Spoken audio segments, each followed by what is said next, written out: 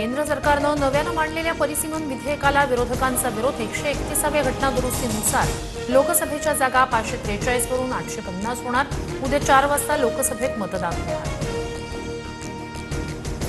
परिसीमन विधेयकामुळे कोणत्याही राज्यावर भेदभाव होणार नाही। नियत साफ असल्यानं शब्दांचा खेळ करण्याची गरज नाही।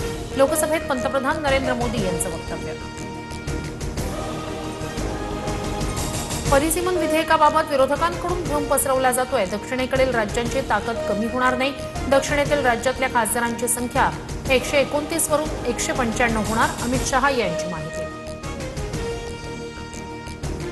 घटना दुरुस्ती विधेयकानं आपण देशाला विभाजनाच्या दिशेने नेतोय। 50% जागा वाढवल्या नाहीत तर दक्षिणेतले खासदार कमी होतील। खासदार अरविंद सावंत यांचं वक्तव्य। पंतप्रधान मोदींकडून ओबीसींचा हक्क हिरावण्याचा प्रयत्न। सरकार ओबीसी आरक्षणावरून पळ काढतंय। काँग्रेस नेत्या प्रियंका गांधी यांचा सरकारवर निशाणा। महिलांना काहीतरी देतोय या भ्रमात आपण राहू नये। आरक्षण महिलांचा हक्क, आपण त्यांना वंचित ठेवलं।